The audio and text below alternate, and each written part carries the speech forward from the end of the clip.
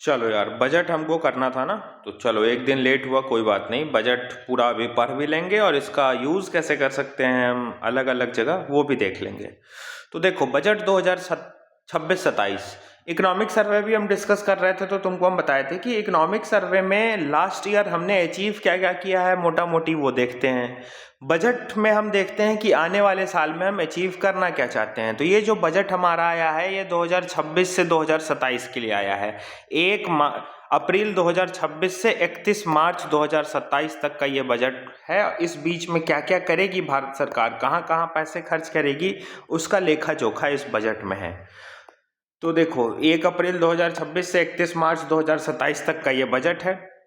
अब इस बार का बजट थोड़ा सा इंक्रीज हुआ है। पिछले साल जितना अमाउंट था बजट में कि इतना करेगी भारत सरकार खर्चा, उससे थोड़ा सा ज़्यादा भारत सरकार इस साल खर्चा करेगी।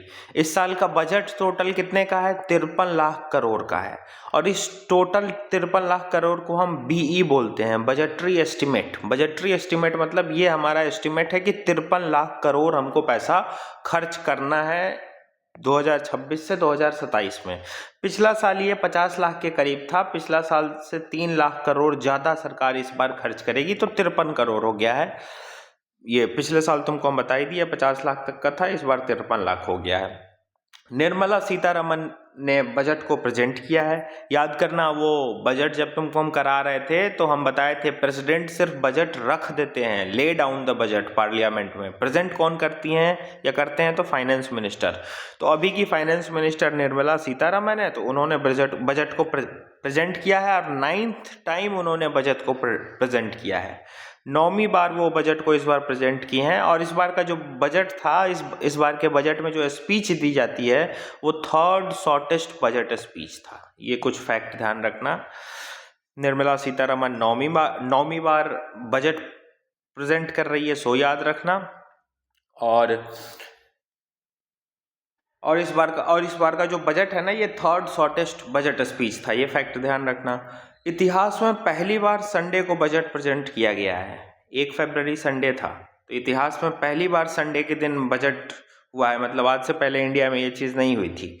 और संडे का दिन देखो, संडे के दिन ना क्या क्या था। तो संडे के दिन माघ पूर्णिमा भी था, गुरु रविदास बर्थ एनिवर्सरी भी था। तो संडे को बजट लॉन्च हुआ 1 फरवरी 2026। फाइनेंस मिनिस्टर ने बोला क्या क्या है बजट के बारे में वो देखो। पहले तो तारीफ की है कि इंडिया का जो इकोनॉमिक ट्रैजेक्टरी है वो 12 साल से ज़्यादा हो गया, स्टेबिलिटी बना हुआ है, स्टेबल है इंडिया का इकोनॉमिक ट्रैजेक्टरी। फिर आगे उन्होंने बताया है कि गवर्नमेंट ने प्रेफर किया है रिफॉर्म ओवर रिहोट्रिक। रिहोट्रिक मतलब क्या होता है? इसका मतलब होता है कि कुछ बोल दिए लेकिन कर नहीं रहे हैं। इसका मतलब बोलने को बोल दिए, लिखने को लिख दिए, लेकिन इम्प्लीमेंट नहीं हुआ। रेहोट्रिक मतलब यही होता है। तो हमने रिफॉर्म को प्रेफरेंस दिया है, रेहोट्रिक को नहीं। हमने रिफॉर्म्स लेकर आए हैं, रिफॉर्म्स किए हैं। आगे चर्चा करेंगे कि स्ट्रक्चरल रिफॉर्म क्या क्या सरकार की है। तो फाइनेंस मिनिस्टर ने हमारी बताई है बजट प्रेजेंट करते टाइम कि हमारी सरकार ने रिफॉर्म को प्रायोरिटी दी है। पीपल ओवर पॉपुलिज्म, पॉपुलिज्म को हमने नहीं सोचा है, हमने पीपल को सोचा है। पॉपुलिज्म एक नेक्सस बन जाता है लोगों, ये पॉलिटिशियंस और लोगों के बीच, कुछ गिने चुने इलीट क्लास के बड़े बड़े जो अंबानी अडानी है ना, ऐसे लोगों के बीच। तो हमने वैसा नहीं, हमने सभी लोगों पे ध्यान दिया है। तो reform over rhetoric, people over populism, ये दो टर्मिनोलॉजी हमारी फाइनेंस मिनिस्टर ने यूज़ किया है कि हमारी सरकार ने रिफॉर्म को प्रायोरिटी दी है, हमारी सरकार ने लोगों को प्रायोरिटी दी है। 2026 का जो बजट है वो युवा शक्ति ड्रिवन है। मतलब ये जो हमारा डेमोग्राफिक डिविडेंड है, यंग वेलफेयर पॉपुलेशन है, उसके लिए ये बहुत इंपॉर्टेंट है, ऐसा बताया गया है बजट में। तो बजट 2026 कैसा है? युवा शक्ति ड्रिवन बजट है। इसमें 3 कर्तव्य दिए गए हैं कि ये बजट में 3 कर्तव्य हैं। उन 3 कर्तव्यों के बारे में हाईलाइट किया गया है कि वो 3 कर्तव्य होंगे क्या क्या। कहने का मतलब ये है कि जो 2026 से लेकर 2027 का साल होगा ना, उसमें हमको 3 कर्तव्य मानने हैं। तो वो 3 कर्तव्य हैं कौन कौन से वो देख लेते हैं। और बजट भी इन्हीं 3 कर्तव्यों से इंस्पायर्ड है। मतलब बजट का क्रक्स यही 3 है। ठीक, इसी 3 के अराउंड बजट घूमेगा, तुम देख लेना। तो पहला कर्तव्य देखो है क्या, to accelerate and sustain economic growth by anchoring competitiveness and building resilience to volatile global dynamics. अब देखो हमको क्या करना है, एक्सेलरेट करना है, मतलब बढ़ाना है, तेजी से बढ़ाना है, और सस्टेन भी करना है। किसको? इकोनॉमिक ग्रोथ को। तो भैया टारगेट तो हमारा है ही ना कि इकोनॉमिक ग्रोथ को एक्सेलरेट करो, सस्टेन करो, कंपटीशन बढ़ाओ, रेजिलियंट बिल्ड करो, और जो ग्लोबल डायनामिक्स में अभी वोलाटिलिटी चल रही है, इतने रिस्ट्रिक्शंस चल रहे हैं, टैरिफ चल रहे हैं, ट्रेड चल रहे हैं, वॉर चल रहे हैं, इतनी जो अभी अनसर्टन कंडीशन आ गई है, उससे खुद को रिजिलियंट स्टेबल बना कर रखो। और पहला टारगेट यही है कि ग्रोथ को, इकोनॉमिक प्रॉस्पेरिटी को हमको एक्सेलरेट करना है, उसको सस्टेन करना है, उसको कम्पिटिटिव बनाना है, और आत्मनिर्भर और रिजिलियंट भी बनाना है, ताकि जो global dynamics, global volatile dynamics चल रहे हैं, उससे हमारा इंडियन इकोनॉमी इम्पैक्ट ना हो। पहली चीज ग्रोथ एंड डेवलपमेंट की बात कर रहा है, ठीक। दूसरा देखो, fulfil the aspirations of people and building their capacity to make them strong partners in Indian path of prosperity. दूसरा कर्तव्य ये है कि लोगों के एस्पिरेशंस को पूरा करो, लोगों को बिल्ड करो, मतलब ये स्किल ट्रेनिंग की बात कर रहा है, लोगों को बिल्ड करो, लोगों की कैपेसिटी को इन्हेंस करो, उनकी कैपेसिटी बिल्डिंग कराओ, ताकि वो स्ट्रॉन्ग पार्टनर्स बन सके, मतलब एक तरीके का एसेट बन सके हमारे लिए इंडिया का जो पाथ है प्रॉस्पेरिटी का। देखो इंडिया डेवलप होना चाहता है, इंडिया ज़्यादा अच्छा से कब डेवलप होगा, जब इंडिया के सारे लोग जो होंगे वो पढ़े लिखे होंगे, काम कर रहे होंगे, रोजगार होंगे, तो ये सब लोग इंडिया के डेवलपमेंट में अपना अपना शोल्डर लगाएंगे, अपना अपना डिलीवरी पार्टनर बनेंगे कि इंडिया को हम डेवलप करा रहे हैं। तो वही कह रहा है कि स्ट्रॉन्ग पार्टनर्स हमको चाहिए, और ये लोगों से होगा। तो जो हमारा डेमोग्राफिक डिविडेंड है, इसको शिक्षा दो, इसको रोजगार दो, इसको स्किल दो, ये अच्छे से सेटअप हो, ताकि इंडिया के का जो प्रॉस्पेरिटी का पाथ है उसमें ये लोग अपना योगदान दे सके। और इनके लिए इनको पढ़ाना होगा, इनको जरूरी ये नेसेसरी स्किल्स सिखाने होंगे, इनकी कैपेसिटी को बिल्ड करना होगा। तो वही कह रहा है, लोगों के एस्पिरेशंस को पूरा करो, लोगों की कैपेसिटी को बिल्ड करो, और उनको स्ट्रॉन्ग पार्टनर्स बनाओ। किस चीज में स्ट्रॉन्ग पार्टनर्स बनाओ?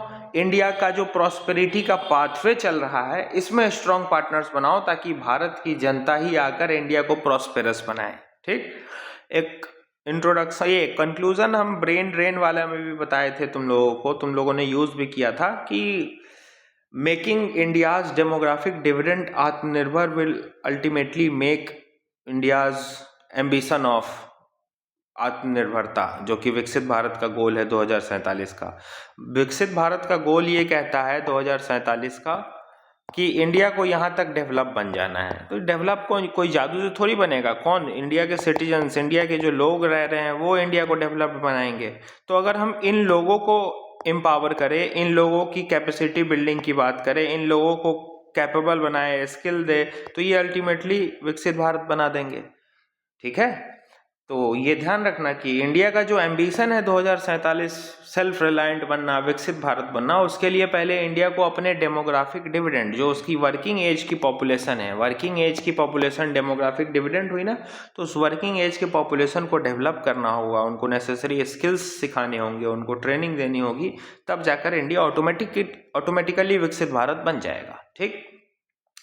तीसरा देखो, इंश्योर सबका साथ सबका विकास। देखो जब इंक्लूसिव ग्रोथ इकोनॉमिक्स में पढ़ा रहे थे तो तुमको हम क्यों बताए थे कि ये इंपॉर्टेंट है, इससे क्वेश्चन आता है, इसके लिए तुमको कुछ हम स्पेशल ब्रह्मास्त्र वगैरह भी दिए थे, नीति आयोग की स्ट्रेटजी @75 कराए थे ना इकोनॉमिक्स में। तो इकोनॉमिक ग्रोथ एक बड़ा क्रूशियल एस्पेक्ट रहता है। तीसरा कर्तव्य ये है हमारा कि ठीक है, इकोनॉमिक ग्रोथ भी बढ़ाना है, कैपेसिटी बिल्डिंग भी करना है, इंडिया का जो प्रॉस्पेरिटी का पाथ है, इंडिया का जो स्टेबिलिटी का पाथ है, उसको मेंटेन रखना है, लेकिन इस सब के साथ इंक्लूसिव ग्रोथ पे ध्यान देना है कि कोई छूट ना जाए, सबका साथ सबका विकास होना चाहिए।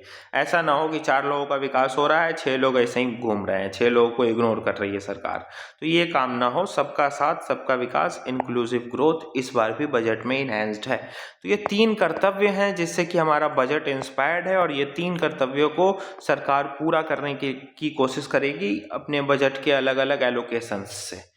और देखो अब ये जो 3 कर्तव्य हैं, ये 3 कर्तव्य है ना, इनको हम अचीव कैसे करेंगे, क्या स्ट्रेटजी सरकार की रहेगी कि इन 3 कर्तव्यों को अचीव किया जा सके। तो स्ट्रेटजी भी दिखाया गया है, sustain momentum of structural reform. सबसे ज़्यादा हमको स्ट्रक्चरल रिफॉर्म की ज़रूरत है। जो जो इंफ्रास्ट्रक्चर में कमी है, फंडिंग में दिक्कत है, जो जो अलग अलग बल्कि लॉज हैं, रेगुलेशंस हैं जो रिस्ट्रिक्ट करते हैं, उनको ख़त्म करके स्ट्रक्चरल रिफॉर्म लाने की ज़रूरत है ताकि जो मोमेंटम है ग्रोथ का वो बना रहे। दूसरा, robust and resilient financial sector. पैसे की दिक्कत नहीं होनी चाहिए ना भाई, तो फिनेंशियल सेक्टर हमारा micro economics framework, inflation, depreciation, महंगाई, ये सब अगर बैलेंस्ड रहे, रेजिलिएंट रहे हमारा financial sector, security market, bonds वगैरह, ये सब सस्टेन करते रहे तो हमको पैसे की दिक्कत नहीं होगी। तो फिनेंशियल सेक्टर का रेजिलिएंट होना जरूरी है ताकि हम अपने 3 कर्तव्यों का पालन कर सके। और लास्ट, कटिंग एज टेक्नोलॉजी, बात बराबरी हुई है दोनों, इंक्लूडिंग एआई, मतलब आर्टिफिशियल इंटेलिजेंस पे भी हमको फोकस करना है। आर्टिफिशियल इंटेलिजेंस का हमको ग्रोथ एंड डेवलपमेंट करना है, एआई का सस्टेनेबल यूज़ करना है, और एआई का इस्तेमाल करके इंडिया के 3 कर्तव्य जो ये लिए हैं इंडिया ने, इनको हम पूरा करने में कैसे एआई का यूज़ कर सकते हैं उस पर भी ध्यान देना है। तो भैया इंक्लूसिव ग्रोथ में भी एआई का यूज़ होगा, इकोनॉमिक ग्रोथ को भी प्रमोट करने में एआई का यूज़ होगा, और कैपेसिटी बिल्डिंग कर रहे हैं यहाँ पे हम अपने पॉपुलेशंस की, तो इसमें तो एआई की नीड है ही, क्योंकि आज के डेट में एआई एक इम्पॉर्टेंट कॉम्पोनेंट बन गया है। तो 3 स्ट्रैटेजी यही है कि इन 3 कर्तव्यों को अचीव कैसे किया जाए। तो पहले स्ट्रॉन्ग मोमेंटम बना कर रखो, जो मोमेंटम बना लिए हो उसको चलने दो, स्ट्रक्चरल रिफॉर्म करते रहो ताकि ये मोमेंटम कंटिन्यू रहे, बीच में रुक ना जाए।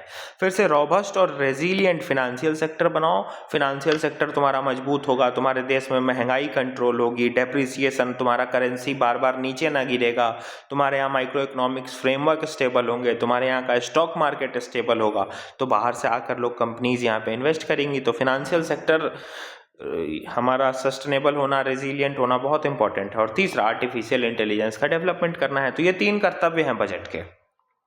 अब कुछ फैक्ट्स देख लो बजट के। सरकार ने एस्टिमेट दिया है कि 53.5 लाख करोड़ इस बार खर्च करेगी, जो तुमको हम ऊपर बता दिए कि 53 लाख का बजट है। यहाँ 53 लाख प्लस का बजट है ना, लिखा है ना 53 लाख करोड़ प्लस, तो ये वही 53.5 लाख के करीब का बजट है। नंबर्स इंपॉर्टेंट नहीं है, यूपीएससी नंबर्स नहीं पूछेगा, हम पक्की बात बता रहे हैं। तो सरकार ने इस बार के बजट में कहा है कि वो 53.5 लाख रुपए खर्च करेगा। एस्टिमेटेड है कि 31 मार्च 2027 तक हम इतना पैसा खर्च करेंगे। एक जो स्पेशल बात ध्यान रखनी है, वो याद रखना है, ये है, सरकार ने ये बोला है कि 12.2 लाख करोड़ कैपेक्स पे खर्च करेगा, मतलब कैपिटल एक्सपेंडिचर पे। याद करो, जब हम बजट करा रहे थे तो सरकार के कैपिटल रिसिप्ट, कैपिटल एक्सपेंडिचर सब कराए थे ना, तो सरकार ने ये कहा है कि इस 53.5 लाख करोड़ में से, देखो इस 53.5 लाख करोड़ में से 12.2 लाख करोड़ तो हम कैपिटल एक्सपेंडिचर पे खर्च करेंगे, और ये पिछले साल से इंक्रीज हुआ है। पिछले साल हम जितना कैपिटल एक्सपेंडिचर पे खर्च कर रहे थे उससे इस बार थोड़ा सा ज़्यादा करेंगे। तो सरकार कैपिटल इन्वेस्टमेंट इस बार कर रही है ज़्यादा, ये एक अच्छी चीज़ है। अब सरकार की कमाई कैसे है वो देख लो। मान लो सरकार इतना पैसा बोल रही है खर्च करेगी, टोटल खर्चे तो यही हैं, तो ये कमा कहाँ से रही है। तो याद करो ना, बजट चैप्टर में सरकार की कमाई तुमको बताए हैं, इनकम ऑफ गवर्नमेंट रिसिप्ट से आता है। रिसिप्ट 2 तरीके का होता है, एक रेवेन्यू रिसिप्ट, एक कैपिटल रिसिप्ट। ठीक, अब हम रेवेन्यू रिसिप्ट देखें तो टैक्स और नॉन टैक्स आते हैं, तो सरकार की टैक्स से कमाई इतनी है, ठीक, नॉन टैक्स से कमाई इतनी है, और इन दोनों को जब हम जोड़ेंगे तो ये 35.3 लाख करोड़ के करीब होता है।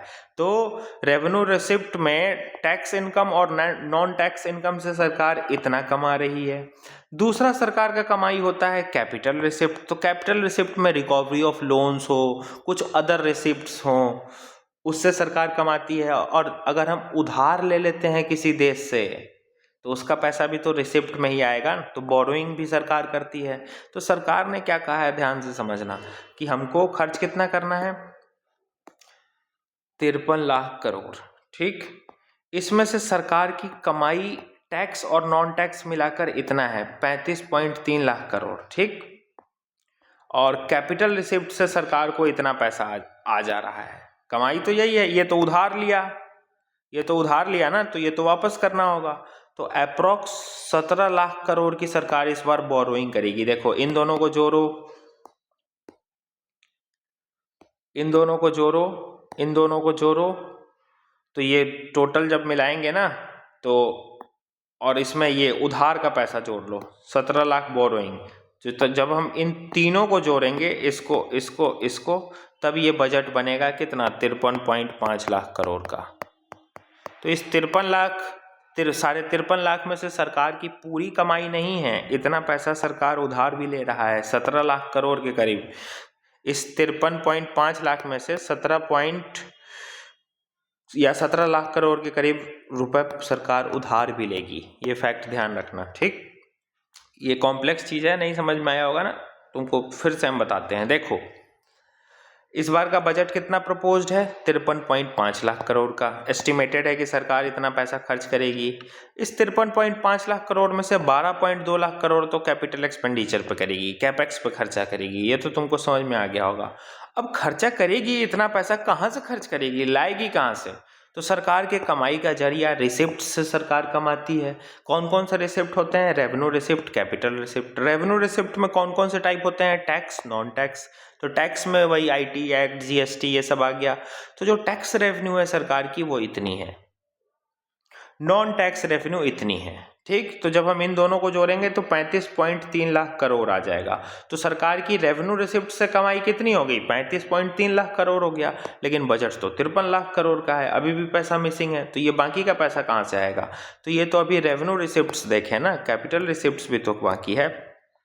तो कैपिटल रिसिप्ट्स में इतना पैसा सरकार लोन ले, इतना पैसा सरकार के लोन के रिकवरी से सरकार को मिल जाएगा। जो सरकार ने पुराने लोन दे रखे थे वो जब रिकवर होंगे तो इतना मिलेगा। कुछ और रिसिप्ट्स बनेंगे उसके, इसमें उसको सरकार को पैसे मिल जाएंगे। और इतना पैसा सरकार उधार लेगी, मतलब इस पैसे को, इस पैसे को, इस पैसे को, इस पैसे को। कमाई तो यही 4 पैसा है सरकार का। ये चारों को जब हम जोड़ते हैं ना तो करीब करीब समझो ना तुम, ये मेन इनकम तो सरकार की यही हो गई, ये तो उधार लिया हुआ पैसा है। तो इन चारों को जब हम जोड़ते हैं ना तो ये करीब 37-38 लाख के करीब रुपए आता है। बाकी का सरकार पैसा यहाँ उधार ले रही है। तो ये ध्यान रखना कि सरकार ने बोला तो है कि खर्चा सरकार इतना करेगी, इस खर्चा में से सरकार ने एक बड़ा अमाउंट उधार भी लिया है, बोरोइंग भी है। सरकार कहाँ से इतना पैसा लाएगी, क्या सरकार की कमाई इतनी है, तो नहीं, इतनी तो नहीं है सरकार की कमाई। इसमें से 38 लाख के करीब सरकार की कमाई है, बाकी का पैसा 17 लाख सरकार उधार लेके खर्च करेगी, ठीक।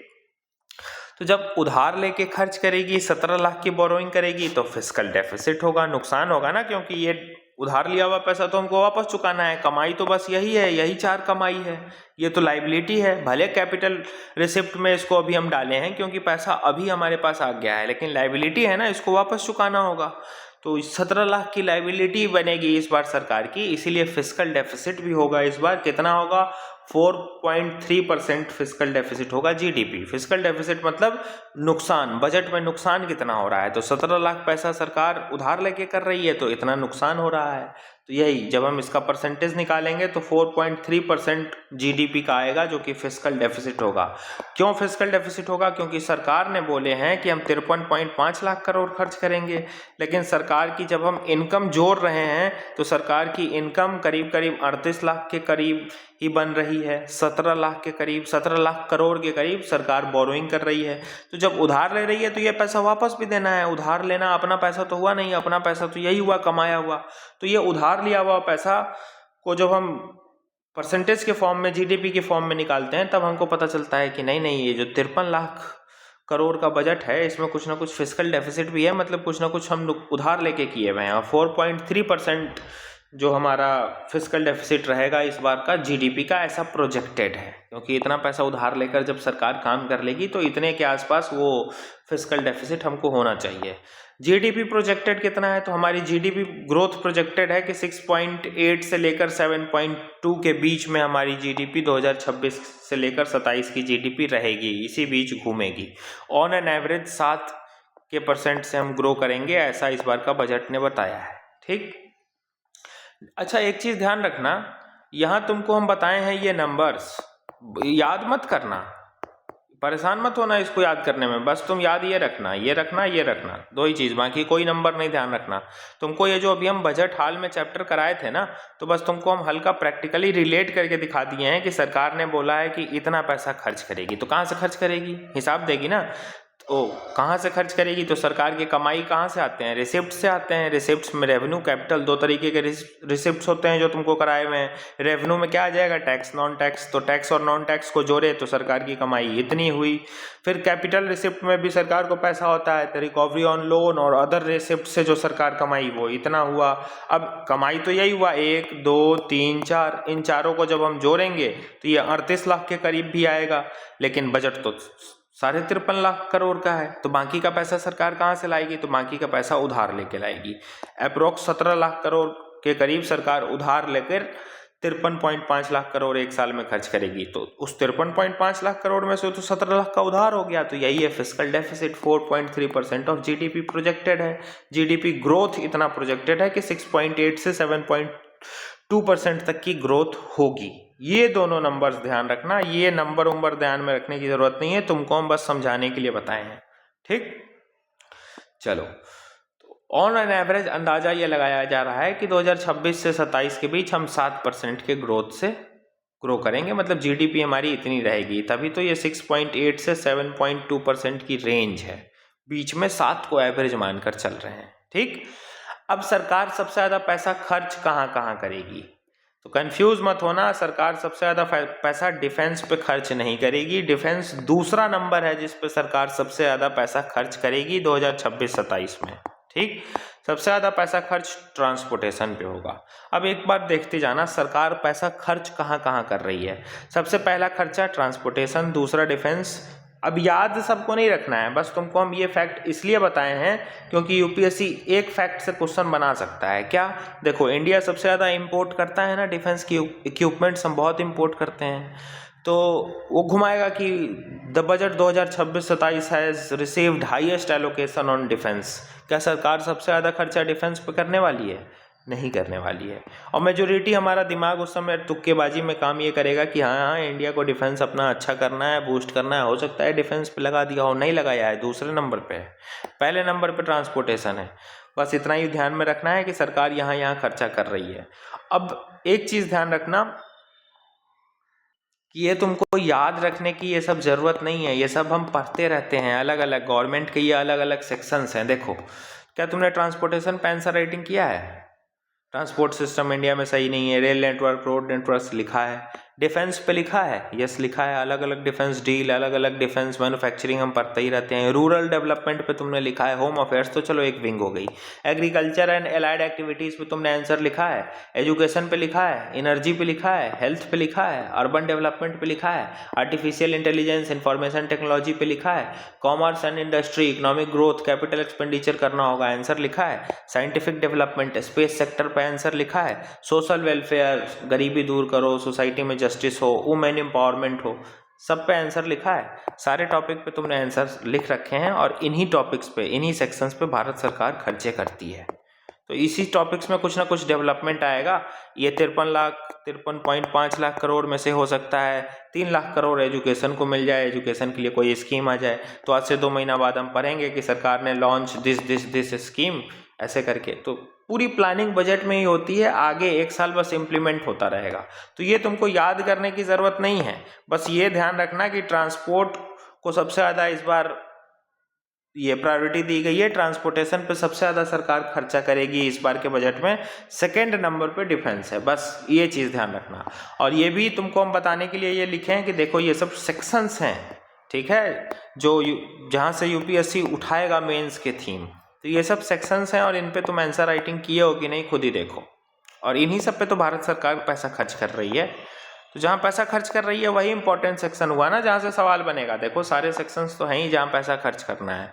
अब देखो रीज़न क्या है जीडीपी ग्रोथ का। हमारा ये बताया जा रहा है ना कि हमारा जीडीपी ग्रोथ 2026 से 27 में 6.8 से 7.2% के ग्रोथ से हम ग्रो करेंगे। तो रीज़न क्या क्या है जीडीपी ग्रोथ का? तो हम अपनी इंपोर्ट डिपेंडेंस को कम किए हैं, हमने स्ट्रक्चरल रिफॉर्म किया है। स्ट्रक्चरल रिफॉर्म क्या क्या किया है अभी बता रहे हैं। हम डोमेस्टिक मैन्युफैक्चरिंग को हम बूस्ट किए हैं, हम फिस्कल प्रूडेंस लेकर आए हैं, मतलब फिस्कल रिस्पॉन्सिबिलिटी अच्छे से निभाए हैं, बैंक वगैरह काम अच्छे से की है, डिसिप्लिन, फिस्कल डिसिप्लिन हम बना कर रखे हैं, जिस कारण से हमारी इकोनॉमी ग्रो की है। इनर्जी सिक्योरिटी पे हम काम कर रहे हैं। मॉनेटरी स्टेबिलिटी, हमारे यहाँ इन्फ्लेशन स्टेब्लिश्ड है, मतलब स्टेबिलिटी के साथ स्टेब्लिश्ड है, इन्फ्लेशन बहुत ज़्यादा परेशान नहीं किया है। और पब्लिक इन्वेस्टमेंट, मतलब सरकार इन्वेस्टमेंट लगा, पब्लिक मतलब सरकार, तो सरकार कॉन्टिन्यूअस इन्वेस्टमेंट भी करेगी, तो ये कारण रहेगा कि जीडीपी हमारी ग्रो कर रही है और आगे भी करेगी। क्या क्या, हमने इंपोर्ट डिपेंडेंस को कम किया, हमने स्ट्रक्चरल रिफॉर्म्स किया, हमने डोमेस्टिक मैन्युफैक्चरिंग बूस्ट किया, पीआईएल स्कीम याद करो ना, प्रोडक्शन लिंक्ड इंसेंटिव स्कीम, सब पे तुम लोग लिखे हो। एनर्जी सिक्योरिटी को हमने इनहेंस किया, हमने monetary stability, inflation targeting RBI ने अच्छा से किया है। सरकार इन्वेस्टमेंट, पब्लिक इन्वेस्टमेंट, मतलब सरकार भी इन्वेस्टमेंट अच्छे से करेगी। और फिस्कल प्रूडेंस, मतलब हमने फिस्कल डिसिप्लिन बना कर रखा है, फिस्कल स्टेबिलिटी बना कर रखा है। तो ये रीजंस हैं कि हम ग्रोथ कैसे कर गए। एक और चीज़ बोला गया है स्ट्रक्चरल रिफॉर्म ना, इसको डिटेल में करेंगे।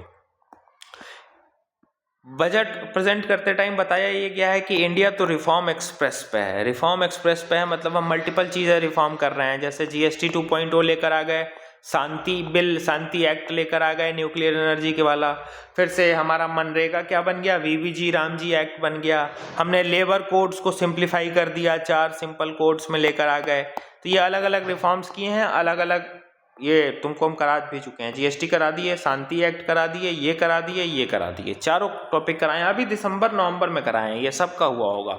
जो 1 दिसंबर से मेरे साथ कर रहा है वो ये सब किया होगा।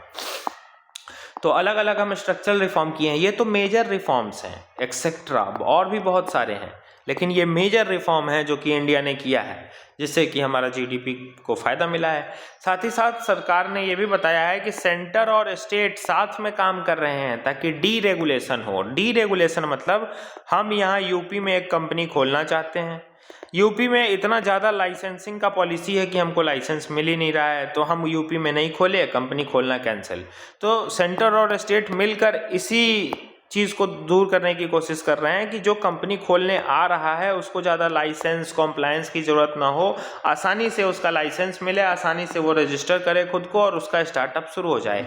डीरेगुलेशन इसी को बोलते हैं कि हम बहुत ज़्यादा रेगुलेट नहीं करेंगे, जल्दी जल्दी लाइसेंस देंगे ताकि ग्रोथ हो, डेवलपमेंट हो, और कॉम्प्लायंस रिक्वायरमेंट को कम करेंगे। भाई जो तुमको हम बोल रहे हैं कॉम्प्लायंस रिक्वायरमेंट, मतलब गए यहाँ यूपी में फैक्ट्री खोलने यूपी में, तो यूपी वाले हमसे बोल रहे हैं 2 फोटो कॉपी लेकर आओ आधार कार्ड की, 2 अपनी फ़ोटो लेकर आओ, 10 ठो फाइल लेकर आओ, तब तुमको लाइसेंस देंगे। तो ये जो कॉम्प्लायंस बर्डन है इसको कम कर दिया गया है, ठीक, कि भैया आसानी से आओ, आसानी से लाइसेंस लो, सेटअप करो, ताकि तुम्हारा भी फ़ायदा हो, देश का भी फ़ायदा हो।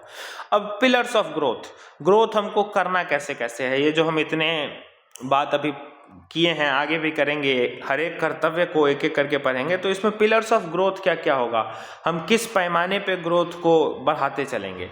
तो सबसे पहले तो इकोनॉमिक ग्रोथ को हमको इंश्योर करना होगा कि इकोनॉमी हमारी ग्रो करते रहे, हमारा मॉनेटरी बेनिफिट हमको होता रहे। पीपल सेंट्रिक डेवलपमेंट, मतलब लोगों के अकॉर्डिंग डेवलपमेंट करेंगे, जो डेवलपमेंट लोगों के नीड्स को पूरा करे। ट्रस्ट बेस्ड गवर्नेंस, गवर्नेंस में हम भरोसे के साथ गवर्नेंस लाएंगे, गवर्नेंस कराए हैं ना, तो ट्रस्ट बेस्ड गवर्नेंस लाएंगे। प्रगति पोर्टल जैसे है, याद करो। फिर से ईज ऑफ डूइंग बिजनेस, जो बिजनेस हो रहा है उसके ईज को आसान करेंगे, और ईज ऑफ लिविंग, लोग जो रह रहे हैं उनके लिविंग बिहेवियर को, उनके लिविंग पैटर्न को भी हम आसान करेंगे। फिस्कल मैटर्स को अच्छे से कंसोलिडेट करेंगे, फिस्कल डिसिप्लिन बनाकर रखेंगे, और ग्रोथ के फाउंडेशन को मजबूत रखेंगे। तो ये सब करेंगे तो जो हमारा ग्रोथ है वो अच्छा से हमारा होगा 1 साल में। तो ये पिलर्स ऑफ ग्रोथ हैं, इनका हम आंसर राइटिंग में यूज़ कर सकते हैं, ठीक, इनका हम आंसर राइटिंग में यूज़ कर सकते हैं कि ऐसा क्या क्या करना होगा कि इंडिया की इकोनॉमी ग्रो करते रहे, तो ये करना होगा, ठीक। फिर से इसका इस्तेमाल, ऐसा हमने क्या किया है कि इंडिया की इकोनॉमी बहुत तेजी से ग्रो की है, तो हमने ये काम किया है, रीजंस बिहाइंड ग्रोथ, ठीक। और पिलर्स, अब आगे क्या क्या पिलर्स होंगे ग्रोथ के लिए, वो ये हो गया, ठीक है। चलो आगे देखो। अब हमको पहला कर्तव्य, पिलर्स ऑफ ग्रोथ देख लिए, अब एक एक कर्तव्य, 3 कर्तव्य बताए ना कि ये बजट किससे इंस्पायर्ड है, 3 कर्तव्य से। तो पहला कर्तव्य क्या था, पहला कर्तव्य था कि हमको एक्सेलरेट करना है और इकोनॉमिक ग्रोथ को सस्टेन करना है, मतलब इकोनॉमिक ग्रोथ को बढ़ाना है और इसको सस्टेन्ड बना कर रखना है कि ये ग्रो करता रहे, इसमें किसी तरीके की दिक्कत ना हो। तो इसके लिए हम करेंगे क्या क्या, तो हम मैन्युफैक्चरिंग सेक्टर को स्केल अप कर रहे हैं, अलग अलग 7 स्ट्रेटजिक सेक्शंस में हम इन्वेस्टमेंट बढ़ा रहे हैं, मैन्युफैक्चरिंग बढ़ा रहे हैं, कहाँ कहाँ देखते चलो। पहला है बायोफार्मा शक्ति। बायोफार्मा शक्ति में हम मेनली फार्मास्यूटिकल्स को प्रमोट कर रहे हैं, फार्मा इंडस्ट्री जो है, दवाइयों वाली इंडस्ट्री है, हम उसको प्रमोट कर रहे हैं। तो ये बायोफार्मा शक्ति है क्या, तो ये एक स्ट्रेटजी है for health care advancement through knowledge, technology and innovations. ठीक, तो इस बार बजट में ये बोला गया है कि हम बायोफार्मा शक्ति लेकर आएंगे। ये क्या है, ये एक स्ट्रेटजी है जो कि हमको हेल्थ केयर एडवांसमेंट में हेल्प करेगी, नॉलेज शेयरिंग में हेल्प करेगी, टेक्नोलॉजी को हम प्रमोट कर सकते हैं इसमें और अलग अलग इनोवेशंस कर सकते हैं। किस में, इंडियन फार्मा सेक्टर में। इंडिया को फार्मेसी ऑफ वर्ल्ड माना भी जाता है कि इंडिया पूरे दवाई को दवाई देने में सक्षम है, पूरे वर्ल्ड को दवाई देने में सक्षम है। तो इंडिया को हमको ग्लोबल बायोफार्मा मैन्युफैक्चरिंग हब बनाना है कि मतलब ग्लोबल लेवल पे जो मेडिसिन्स बन रही हैं वो इंडिया में बनी रही हैं, ये और ज़्यादा डेवलप हों। Global biopharma manufacturing hub Bharat में बनाया जाए, मतलब दवाइयों के मैन्युफैक्चरिंग के लिए इंडिया को डेवलप करना है आने वाले 5 सालों में, ऐसा बताया गया है। तो कभी भी हेल्थ, मेडिसिन, ड्रग्स मैन्युफैक्चरिंग के रिगार्डिंग पॉइंट आएगा तो ये यूज़ करना कि सरकार बायोफार्मा शक्ति लेकर आई है इस बार के बजट में, ताकि आने वाले 5 सालों में इंडिया को हम as a global biosphere manufacturing hub बना दें। ठीक, बायोफार्मा फोकस्ड नेटवर्क हमको बनाना है ताकि बायोफार्मा डेवलप कर सके। 3 न्यू इंस्टीट्यूट्स हम खोलेंगे फार्मास्यूटिकल रिसर्च के, जिसको हम नाइपर कहते हैं, new institutes of pharmaceutical research. मतलब 3 नए ऐसे एजुकेशनल इंस्टीट्यूट खोलेंगे जहां दवाई बनाने पे रिसर्च हो, ट्रेनिंग मिले। तो ये 3 नए इंस्टीट्यूट खुलेंगे, ध्यान रखना। जो पुराने 7 इंस्टीट्यूट्स हैं उनको हम रेनोवेट करेंगे और 1000 क्लिनिकल ट्रायल साइट्स का हम नेटवर्क बनाएंगे। ये सब ओवरऑल बायोफार्मा को स्ट्रॉन्ग करने के लिए लाया गया है। फिर सेमीकंडक्टर, आज के डेट में सेमीकंडक्टर कितना इंपॉर्टेंट है हम सब जानते हैं। तो सेमीकंडक्टर मिशन हमारा चल ही रहा था, लेकिन हम इस बार के बजट में बोले हैं कि हम सेमीकंडक्टर मिशन 2.0 लेकर आएंगे। देखो, अब ये सब हम अनाउंस कर दिए हैं, ये सब स्कीम्स हैं कि अनाउंस कर दिए हैं कि हम 2026 से 27 के बीच ये लाएंगे। अब कब लाएंगे, ये 1 अप्रैल से लेकर 31 मार्च 2027 तक हमको पता चलते रहेगा, 1 साल का जब हम करंट अफेयर करेंगे तो सरकार ये लाने वाली है। तो budget is just an overview कि 1 साल में होगा क्या क्या। ठीक, दूसरा, सरकार ने बोला है कि सेमीकंडक्टर को प्रमोट करने के लिए हम इंडियन सेमीकंडक्टर मिशन 2.0 लाएंगे। सेमीकंडक्टर मिशन तो चल ही रहा है, 2.0 लाएंगे। ये भी सरकार लॉन्च करेगी ताकि मैन्युफैक्चरिंग सेमीकंडक्टर का प्रमोट हो, research and training centres develop करते रहें, स्किल्ड वर्कफोर्स बनाते रहें, ताकि ओवरऑल सेमीकंडक्टर ग्रो करते रहे। और आज के टाइम पे सेमीकंडक्टर बहुत क्रूशियल है चिप्स बनाने में, इलेक्ट्रॉनिक इक्विपमेंट्स के मैन्युफैक्चरिंग में। ठीक, तीसरा पॉइंट देखो, इलेक्ट्रॉनिक कंपोनेंट्स मैन्युफैक्चरिंग स्कीम, जो तुमको अभी हम अलग अलग बताए। इकोनॉमिक सर्वे में भी बताए थे कि इलेक्ट्रॉनिक आइटम्स का मैन्युफैक्चरिंग हमने बहुत इनहांस किया है, मोबाइल का तो 30 गुना मैन्युफैक्चरिंग यूनिट बढ़ा है। तो इलेक्ट्रॉनिक कंपोनेंट्स जो मैन्युफैक्चरिंग स्कीम है उसमें भी सरकार ने बोला है कि हम आउटले इंक्रीज कर देंगे, मतलब पहले 10 रुपये देते थे, अब 100 देंगे। तो इसी को बोलते हैं आउटले इंक्रीज करना, पैसे इंक्रीज कर देगी सरकार, ज़्यादा पैसे देगी अब इस स्कीम में। ठीक, फिर से डेडिकेटेड रेयर अर्थ कॉरिडोर्स भी हम बना रहे हैं। ये क्या है, जैसे अलग अलग, रुकना है, हाँ देखो, जैसे नए नए अलग अलग हम ये animal corridor, elephant corridor, tiger corridor बनाते हैं ना, उसी तरीके से डेडिकेटेड रेयर अर्थ कॉरिडोर बनाने की भी बात की है। कैसे कि मिनरल रिच स्टेट्स को माइनिंग करने के लिए प्रमोट किया जाए। जैसे कि डेडिकेटेड रेयर अर्थ कॉरिडोर, मतलब उड़ीसा में रेयर अर्थ मिनरल्स हैं, आंध्र प्रदेश में है, केरला में है, तमिलनाडु में है। तो एक ग्रिड कनेक्टिविटी ऐसे बनाए कि ये सारे स्टेट्स आपस में कनेक्टेड हों, एक कॉरिडोर से ये कनेक्टेड हों, ताकि ये जो मिनरल रिच, ये सब मिनरल रिच स्टेट्स हैं, तो यहाँ पे माइनिंग प्रमोट की जा सके। जो हम क्रिटिकल मिनरल्स के लिए चाइना पे डिपेंडेंट हैं, वो हम डिपेंडेंट ना होकर खुद से उनका एक्सप्लोरेशन करके उसको निकाल सके। इसीलिए हम इन 4 स्टेट्स में कनेक्टिविटी बनाने के लिए रेयर अर्थ कॉरिडोर लेकर आए हैं। सरकार rare earth permanent magnet scheme भी 2025 में लॉन्च की थी, नवंबर में की थी। नवंबर के पीडीएफ में ये किया हुआ है, नवंबर दिसंबर के ये पीडीएफ में किया हुआ है कि हमको रेयर अर्थ परमानेंट मैग्नेट बनाना है। तो इसी से ये लिंक है कि हमको रेयर अर्थ कॉरिडोर्स बनाना है। इस बार के बजट में सरकार ने बोला है कि जो मिनरल रिच स्टेट हैं, जहां मिनरल्स पाए जाते हैं, जैसे उड़ीसा, आंध्र प्रदेश, केरला, तमिलनाडु, तो इनके बीच एक कॉरिडोर डेवलप किया जाए ताकि कनेक्टिविटी बनी रहे, आसानी से मिनरल्स का माइनिंग कर सके, एक्सप्लोरेशन कर सके, और जो चाइना पे डिपेंडेंसी है उसको धीरे धीरे कम कर सके। ठीक, रेयर अर्थ कॉरिडोर मतलब सीधा ये रेयर अर्थ क्रिटिकल मिनरल्स की बात कर रहा है।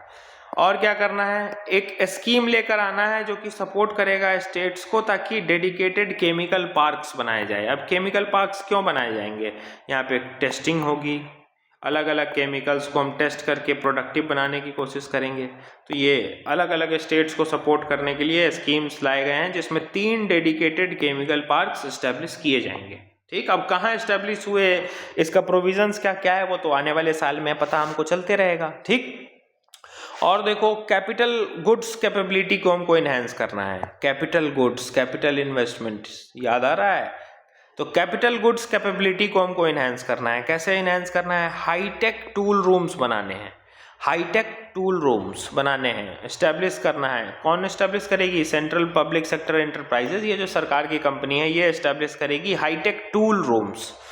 और 2 लोकेशन पे, कौन सा 2 लोकेशन होगा अभी नहीं बताया गया है, तो 2 जगहों पे ये टूल रूम एस्टेब्लिश किया जाएगा, और ये डिजिटली एनेबल्ड टूल रूम होगा जिसमें सारा सर्विस वगैरह का काम होगा। ठीक, डिज़ाइन किया जाएगा, टेस्ट किया जाएगा, मैन्युफैक्चरिंग की जाएगी हाई प्रिसीजन कंपोनेंट्स की। सपोज करो ये मेरा मशीन चल रहा है, फैक्ट्री है, तो इसमें भाई टूल्स की ज़रूरत है ना, इसमें अलग अलग टूल्स इक्विपमेंट्स लगे हैं, तो एक डेडिकेटेड टूल रूम होना चाहिए ना, जहाँ इस फैक्ट्री के लिए कुछ डिज़ाइन करना है, मैन्युफैक्चरिंग करना है, कुछ टूल्स बनाने हैं, वो टेस्ट टूल हम बना लिए, अब ये सही से काम कर रहा है कि नहीं, तो इसका टेस्टिंग करना है, तो एक डेजिग्नेटेड हमारे पास टूल रूम होना चाहिए। और इसी टूल को हम कैपिटल गुड्स कहते हैं ना, ये फैक्ट्री कैपिटल इन्वेस्टमेंट है। अब इसमें जो भी सामान हम इनपुट डाल रहे हैं वो कैपिटल गुड्स हैं, जो हमको कैपिटल जनरेट करने में फ्यूचर में हेल्प करेंगे। तो टूल रूम बनाना है, हाईटेक टूल रूम बनाना है, ये ध्यान रखना, ताकि अच्छे से हम डिजाइनिंग कर सके, टेस्टिंग कर सके, मैन्युफैक्चरिंग कर सके, हाई प्रिसीजन सटीक कंपोनेंट्स। प्रिसीजन मतलब एकदम सटीक, पिन पॉइंट वाला कंपोनेंट बना सके जो हमारे मैन्युफैक्चरिंग को इनहांस करे। साथ ही साथ scheme for enhancement of construction and infrastructure equipments, तो CIE मतलब वही कंस्ट्रक्शन और इंफ्रास्ट्रक्चर इक्विपमेंट्स के लिए हमको सरकार ने स्कीम दिया है। कंटेनर मैन्युफैक्चरिंग, कंटेनर वो जो मरीन कंटेनर शिप्स में जाते हैं ना, कार्गो वाले जिस पर लदे रहते हैं, तो वो कंटेनर की मैन्युफैक्चरिंग को भी हमको प्रमोट करना है, उसके लेकर भी हम स्कीम्स लेकर आए हैं। ठीक, टेक्सटाइल सेक्टर, टेक्सटाइल सेक्टर हम पढ़ते रहते हैं, तो टेक्सटाइल को ग्रो करने के लिए भी एक इंटीग्रेटेड प्रोग्राम लाया गया है। नेशनल फाइबर स्कीम सरकार बोली है कि इस बार हम लेकर आएंगे, मतलब बजट में बोल दी है, आगे ये आएगा। तो नेशनल फाइबर स्कीम, इसमें हम टेक्सटाइल का एक्सपेंशन करेंगे, एम्प्लॉयमेंट जनरेशन करेंगे, textile expansion and employment scheme भी लेकर आएंगे, मेगा टेक्सटाइल पार्क्स बनाएंगे, महात्मा गांधी ग्राम स्वराज इनिशिएटिव के अकॉर्डिंग हम इस फाइबर को डेवलप करेंगे। देखो गांधी जी का था ना कि हैंडलूम इंडस्ट्री को डेवलप करना है, विलेज इकोनॉमी को, ग्राम सभा को पावर देना है, तो उन्हीं के नाम पे एक इनिशिएटिव शुरू किया गया है, महात्मा गांधी ग्राम स्वराज इनिशिएटिव, जिसमें खादी के कपड़े, हैंडलूम के कपड़े, इन सबको का प्रमोशन किया जाएगा। और ग्लोबल मार्केट के साथ जो हमारा नेशनल फाइबर है उसको लिंक करेंगे, जो हमारा टेक्सटाइल है उसको हम पूरे ग्लोबल मार्केट के साथ लिंक करेंगे, उसकी ब्रांडिंग करेंगे, यहाँ पे जो लोग काम कर रहे हैं उनको स्किल देंगे, उनको सपोर्ट देंगे, ताकि ओवरऑल जो हमारा टेक्सटाइल सेक्टर है वो पूरे दुनिया में ग्रो कर सके, मैन्युफैक्चरिंग हो, एक्सपोर्ट हो टेक्सटाइल का। तो कभी भी टेक्सटाइल सेक्टर के रिगार्डिंग कोई आंसर आएगा तो चिपकाना ये पॉइंट। ठीक, इंडस्ट्रियल सेक्टर को पे आ जाओ। अब इंडस्ट्रियल सेक्टर देखो, तो सरकार इंडस्ट्रीज को भी रिजुविनेट करने की बात कर रही है। देखो ग्रोथ करना है, डेवलपमेंट करना है, तो इंडस्ट्रीज बहुत इंपॉर्टेंट है, तो सरकार इंडस्ट्रीज को भी रिजुविनेट करने की बात कर रही है। स्कीम लेकर आई है कि 200 लीगेसी मतलब 200 इंपॉर्टेंट इंडस्ट्रियल क्लस्टर्स जो हैं उसका वो इंफ्रास्ट्रक्चर और टेक्नोलॉजी अपग्रेड करेगी सरकार। ठीक, हम चैंपियंस MSME पढ़ते हैं ना, तो MSME में इन चारों का फुल फॉर्म है माइक्रो स्मॉल मीडियम इंटरप्राइजेस। अब यहाँ सिर्फ SME लिखा हुआ है, तो स्मॉल मीडियम इंटरप्राइजेस, माइक्रो को हमने फिलहाल के लिए हटाया है, अभी के लिए यहाँ पर से हटाया है तो ये इन जनरल MSME ही। तो MSME में से SME को हमको चैंपियन बनाना है, स्मॉल मीडियम इंटरप्राइजेस को हमें चैंपियन बनाने हैं, इनको सपोर्ट करने हैं, और माइक्रो इंटरप्राइजेस को अलग से सपोर्ट करना है। तो स्मॉल मीडियम इंटरप्राइजेस को तो एक साथ चैंपियन बनाओ, और जो माइक्रो हैं इनको सपोर्ट करते रहो। देखो MSME, M से माइक्रो, स्मॉल मीडियम इंटरप्राइजेस, ठीक। तो SME, ये SME को चैंपियन बनाना है, और ये माइक्रो वाला पहला M जो है इसको हमको सपोर्ट प्रोवाइड करना है, ठीक। मतलब ओवरऑल MSME का डेवलपमेंट, चैंपियन SME, ध्यान रखना। 10,000 करोड़ का एक SME ग्रोथ फंड बनाया गया है, ध्यान रखना, प्रीलिम्स का लाइन। MSME से रिगार्डिंग कोई भी आंसर आए तो लिखना कि सरकार MSME को प्रमोट करने के लिए चैंपियंस SME बना रही है, माइक्रो एंटरप्राइजेस को सपोर्ट दे रही है, 10,000 करोड़ का ये SME ग्रोथ फंड बनाती है, साथ ही साथ एक सेल्फ रिलायंट इंडिया फंड भी बनाती है, ताकि एडिशनल 2,000 करोड़ का इनको लोन वोन मिलता रहे, क्रेडिट फैसिलिटी मिलता रहे। तो ये दो फंड का नाम ध्यान रखना, ताकि हम माइक्रो एंटरप्राइजेस MSME वाले जो सेक्टर हैं उनको सपोर्ट करते रहे। गवर्नमेंट प्लानिंग भी कर रही है कि वो प्रोफेशनल इंस्टीट्यूट्स खोलेगी, ICAI ICSI बनाएगी, जिसमें अलग अलग कोर्सेस होंगे, और इस कोर्सेस के अकॉर्डिंग वो कॉरपोरेट मित्रास बनाएंगे। ये थोड़ा सा ब्लर हो गया है, हम दोबारा से इसका फोटो खींच देंगे, पता नहीं कि क्या इशू है। तो ये कॉरपोरेट मित्रास बनाएगी। देखो सरकार अलग अलग प्रोफेशनल इंस्टीट्यूशंस जो हैं उसको डेवलप करेगी, वहाँ मॉड्यूलर कोर्सेस लाएगी, और जो कॉरपोरेट मित्रास हैं उनको जनरेट करेगी। कॉरपोरेट मित्रास मतलब कॉरपोरेट सेक्टर है यहाँ, ठीक। यहाँ बिजनेसेस चल रहे हैं, बड़े बड़े ओनर्स हैं, यहाँ पे अंबानी बैठा है। अब अंबानी को चाहिए काम करने वाले लोग, काम करने वाले स्किल्ड लोग चाहिए, तो यही हैं कॉर्पोरेट मित्रास, कि ये कॉर्पोरेट था, इनका दोस्त है कौन, ये आएगा तभी तो यहाँ काम होगा। तो सरकार ने बोला है कि हम अपने यहाँ जो हमारी मैन्युफैक्चरिंग सेक्टर है उसमें हम लोगों को ट्रेनिंग देंगे, मॉड्यूलर कोर्सेस सिखाएंगे, स्किलिंग पे उनके ध्यान देंगे, ताकि वो कॉर्पोरेट मित्रास बन सके। मतलब जो बिजनेस सेक्टर अंबानी है ना, उनके दोस्त बन सके, मतलब फीलिंग्स को तुम समझो। कॉर्पोरेट मित्र मतलब बिजनेसमैन्स के हम दोस्त बन सके, मतलब वो लोग हमको काम देगा। वो लोग हमको काम कब देंगे? जब हम सक्षम होंगे, हमारे अंदर स्किल होगी उनके फैक्ट्री में, उनके बिजनेस में काम करने के लिए, तभी वो हमको काम देंगे ना।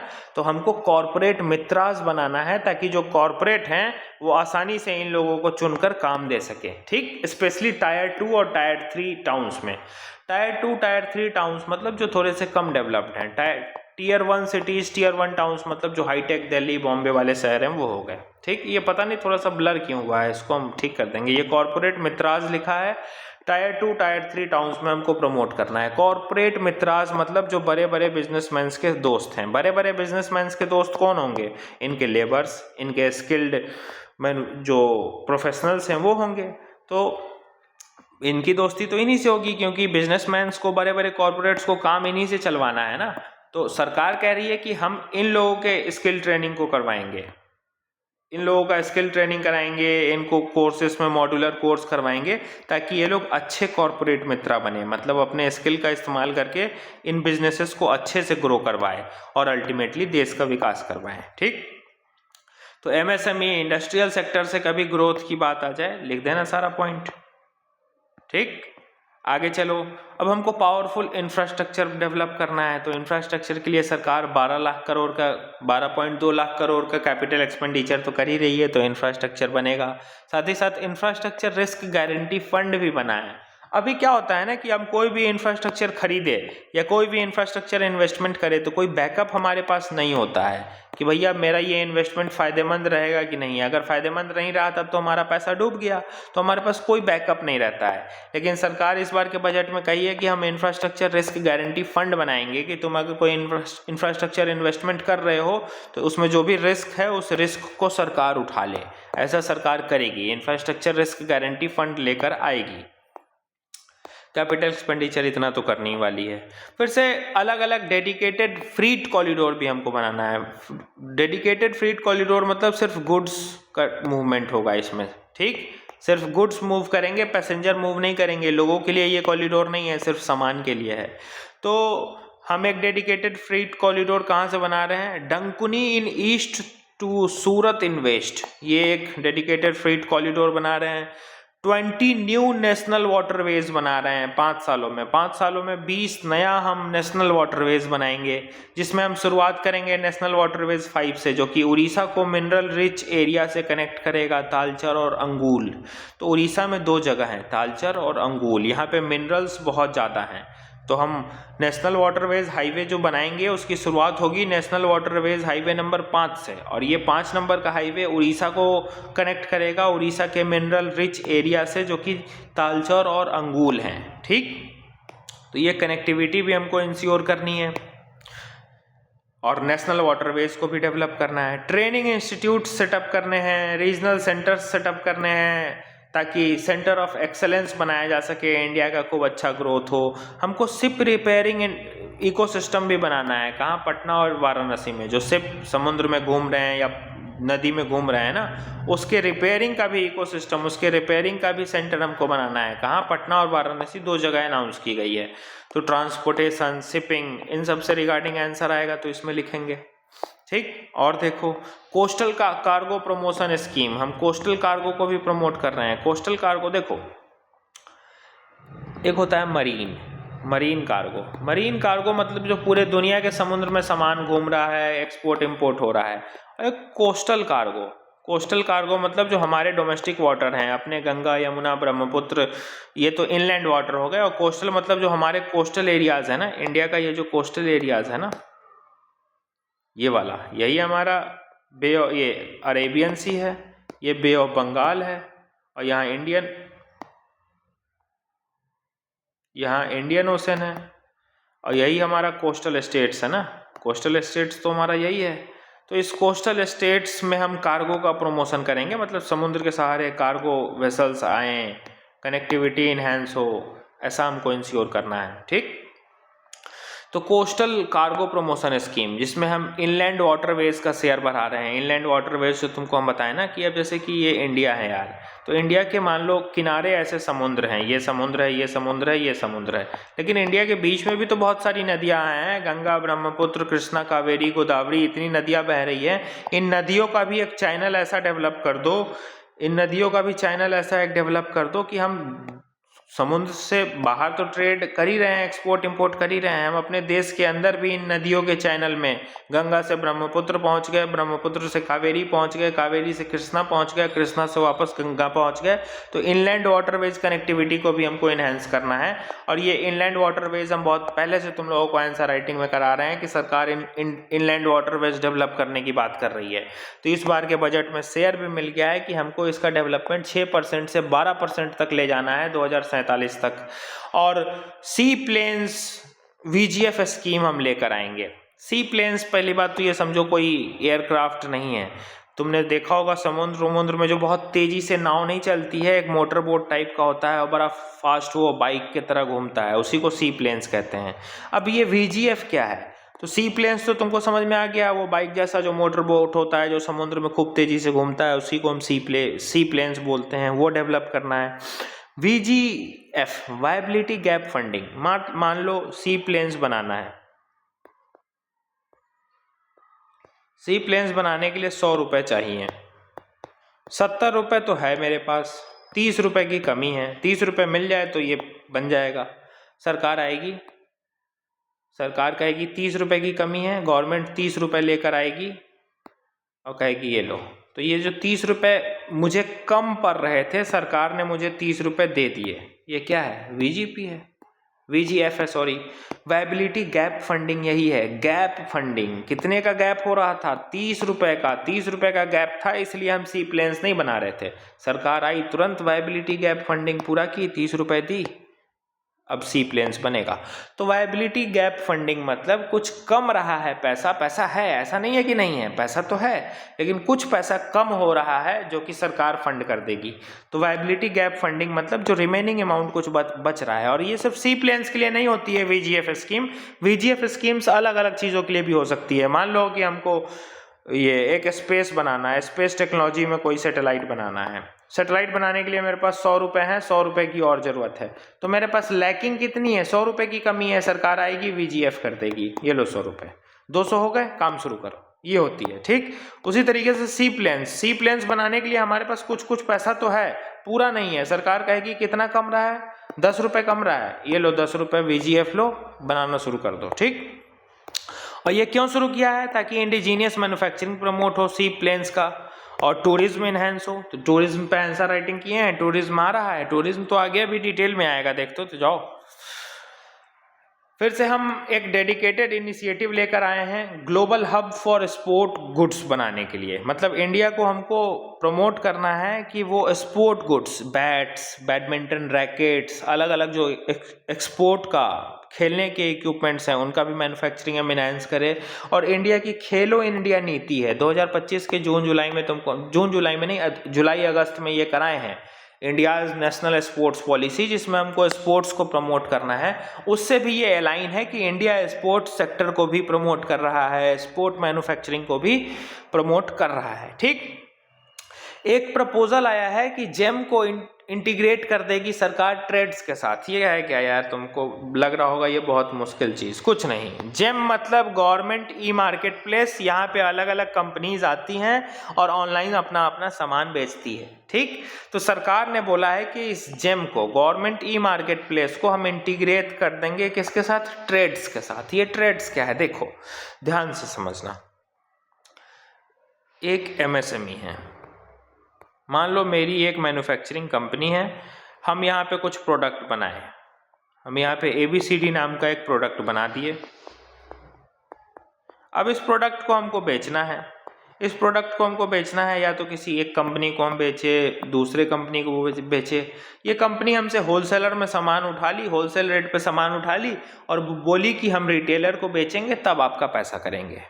पेमेंट तो ऐसे ही दिया जाता है कि हम सामान बेच के आपको देंगे, बिजनेस क्रेडिट पे ही चलता है।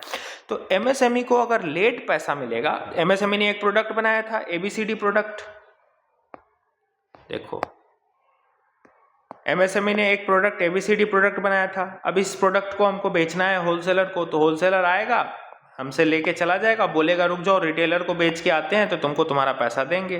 तो तब तक 1-2 महीने का गैप हो जाता था, एमएसएमई को पैसे नहीं मिलता था, तो एमएसएमई आगे ग्रो नहीं कर पाती थी, इसलिए ट्रेड्स लाया गया। अब ये ट्रेड्स करता क्या है, ये ABC फैक्ट्री है ना, ये AB फैक्ट्री है, ये प्रोडक्ट हम बनाए थे, हमने इनको प्रोडक्ट दे दिया, तो ये AB फैक्ट्री क्या करेगी, A फैक्ट्री B फैक्ट्री ये क्या करेगी, ये हमको रिसीवेबल्स देगी,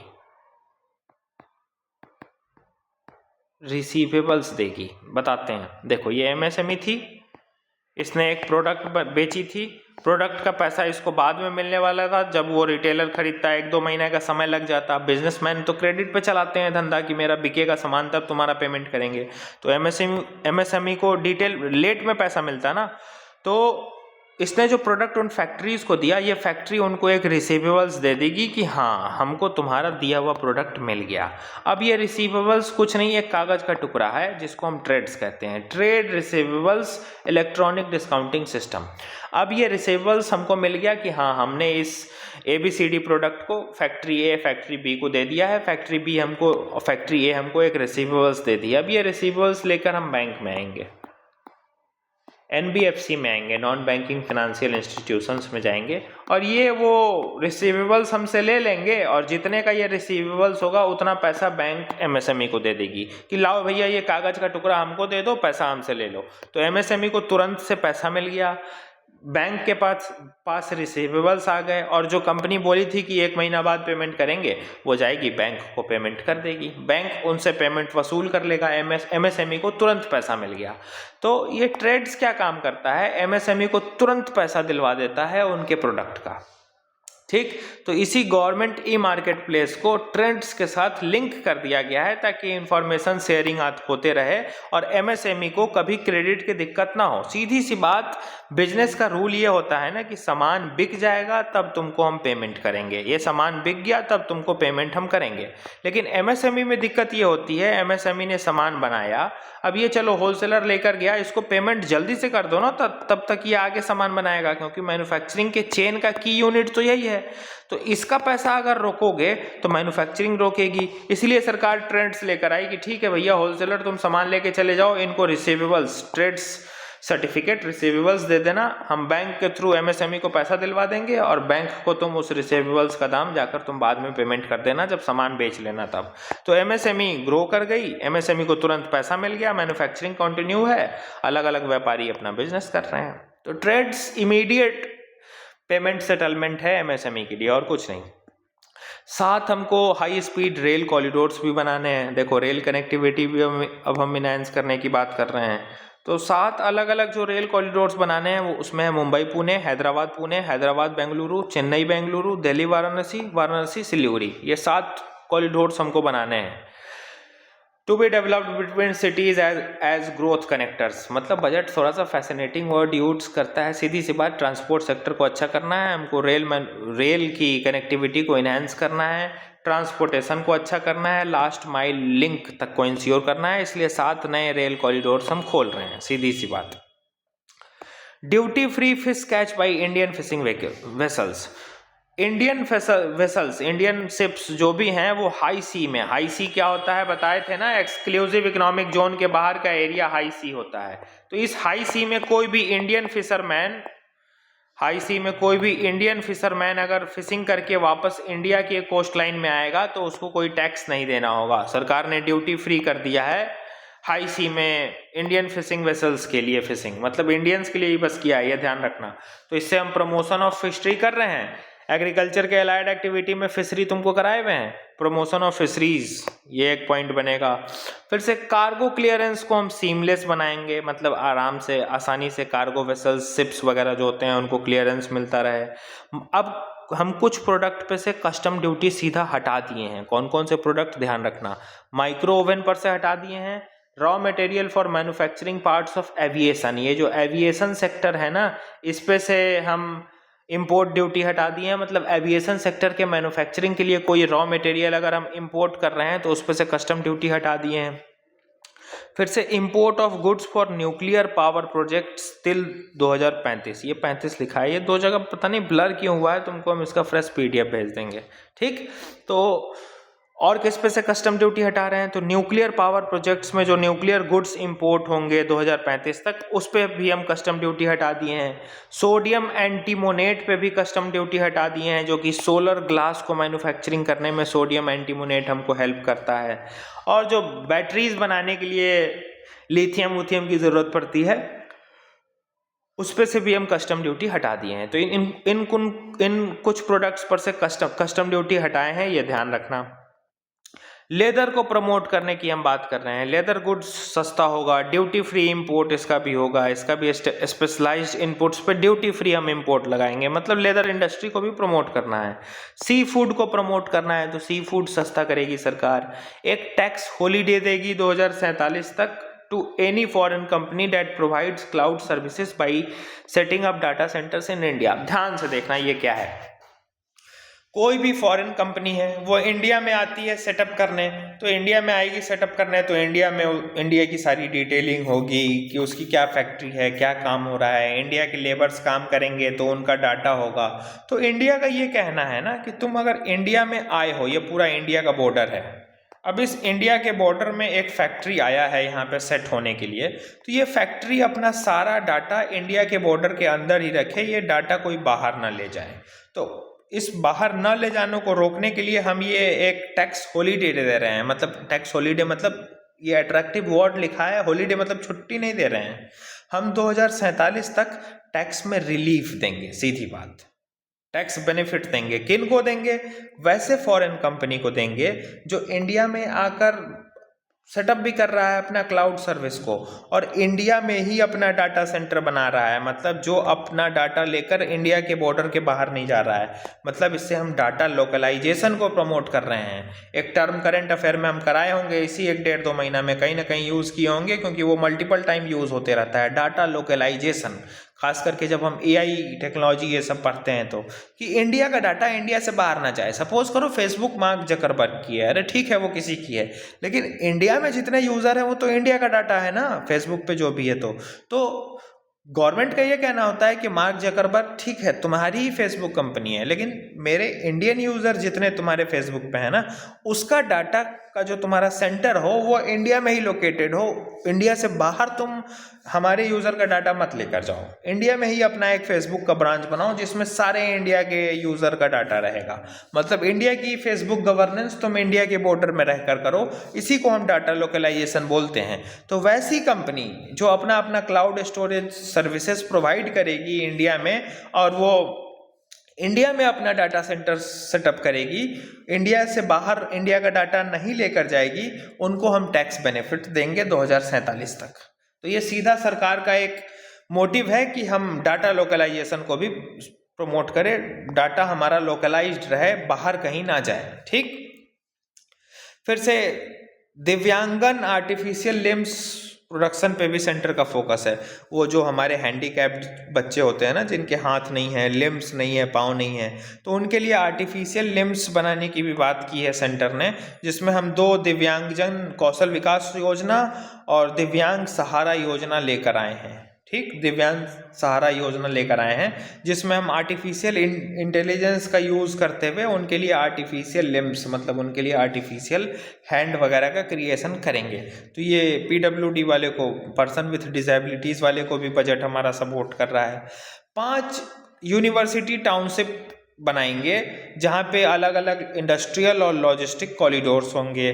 फिर से 1 गर्ल 1 हॉस्टल सेटअप होगा एवरी डिस्ट्रिक्ट में, मतलब एटलीस्ट एक गर्ल्स हॉस्टल तो सेटअप हो ही हर एक ज़िला में, ताकि फीमेल एजुकेशन को प्रमोट किया जा सके।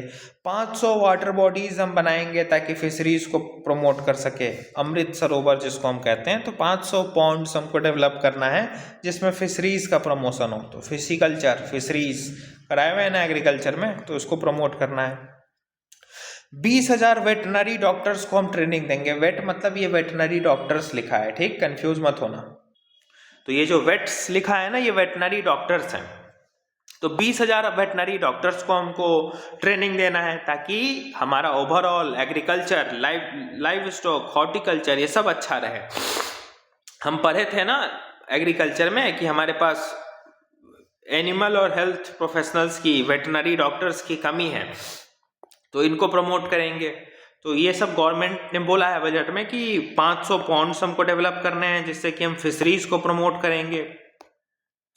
2000 वेटनरी डॉक्टर्स को हमको प्रमोट करना है, सॉरी 2000 नहीं, 20,000 है भाई। 20,000 वेटनरी डॉक्टर्स को हमको ट्रेनिंग देकर उनको वो करना है। तो ये पहला ग्रोथ का हमारा कर्तव्य था कि पहला कर्तव्य हम कैसे इंश्योर करेंगे। पहले कर्तव्य में करना क्या क्या है, मेन यही था। ठीक, अब दूसरा कर्तव्य पे आ जाओ। सेकंड कर्तव्य बजट का क्या है, fulfil aspirations and build capacity of people. Capacity building ही करना है ना, ऊपर बताए थे।